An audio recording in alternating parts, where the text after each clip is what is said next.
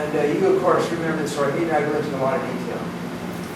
But I wonder what Jesus wrote in the sand. Have you ever thought about that? You suppose he wrote the names of women that these guys had committed adultery with, and maybe the place, maybe the date. And when he wrote the name down, whoa, they split.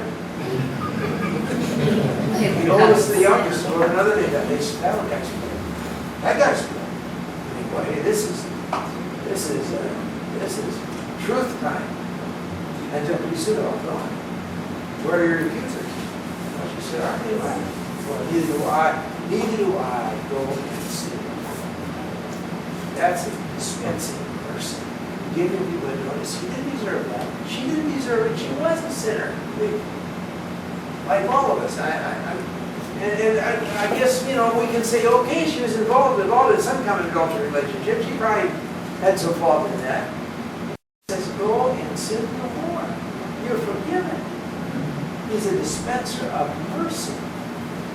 Well, I'll tell you what, I wouldn't be standing here if I didn't receive the mercy of God. I'm telling you what, I'm a prime example of the recipient of God's mercy. I keep getting what I keep being spared what I deserve. Being spared what I deserve. Well, you think about the tax collectors and the sinners. He just always, in fact, that's what bothered the religious crowd so much, is that Jesus kept dispensing mercy to these people. When they were by the religious elite, they were lawbreakers. They got to pay. Like these men said, the law says she should die. They committed adultery, she ought to die. She ought to be stoned, right? The Roman soldiers that stripped Jesus of his dignity and put him on a cross. What did Jesus say? Father, forgive them, dispensers of mercy. You think of your water fountains around here, and they're just become dispensers. Oh, I got to move the bottle. Oh, here's a nice glass of water. Dispenser. I want to be a walking dispenser of the mercy of God. Okay. All right. I think of this in a way of a little digression here, but perhaps the most godly man I have ever met taught me a lot of lessons about spiritual things.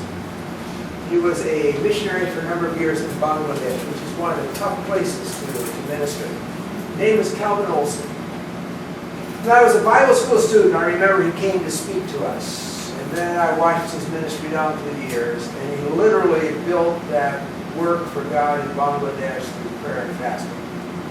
Incredible man of prayer.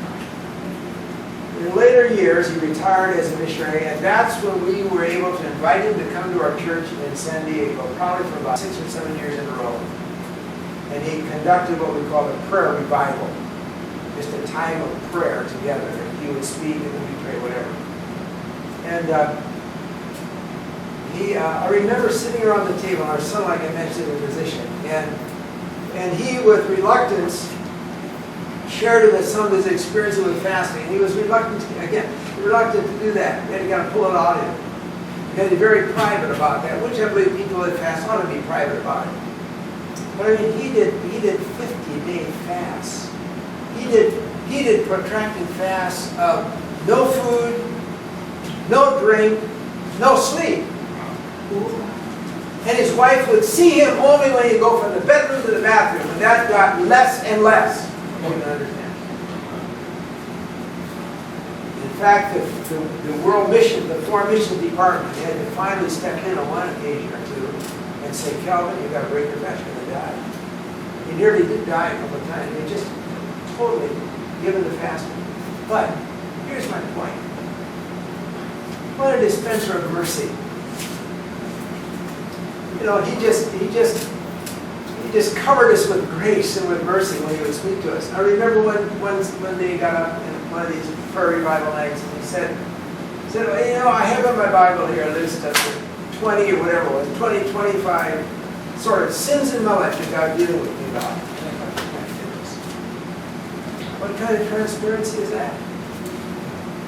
What kind of honesty is that? What kind of forthrightness is that for this great man of God whose life is characterized by fasting and prayer?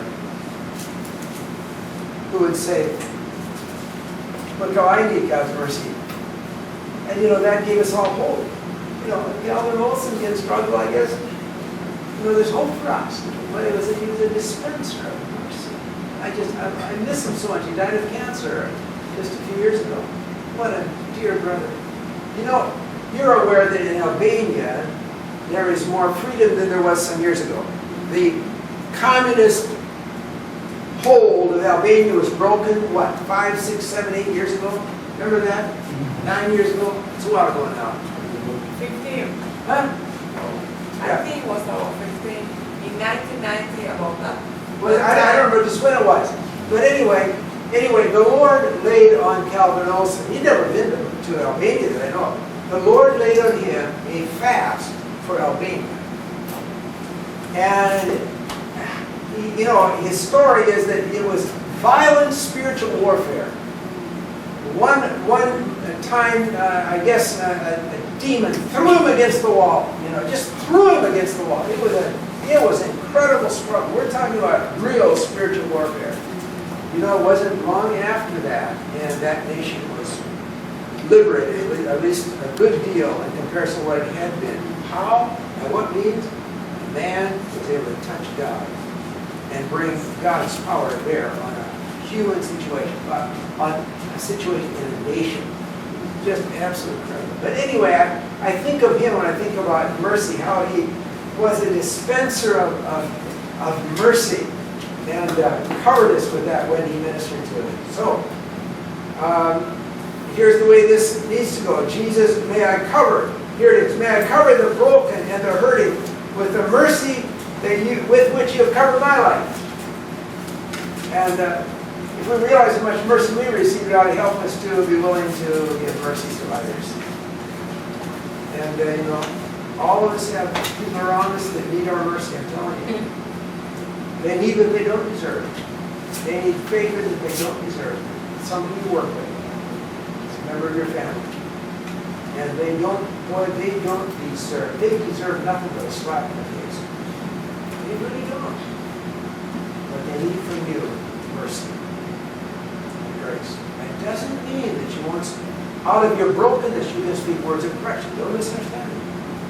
But even corrective words can be filled with mercy. Mercy flows out of this brokenness. See, these are all interrelated, aren't they? They're all interrelated. All right, let's kind of hurry on here. Okay, the next one is this.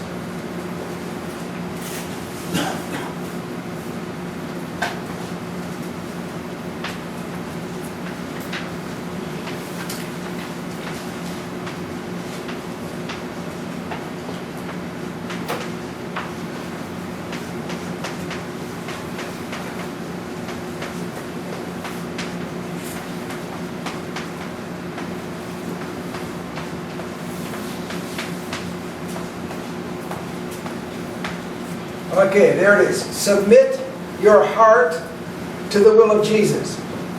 And the beatitude there is simply this: blessed are the pure in heart, for they will see God. Blessed are the pure in heart, for they will see God.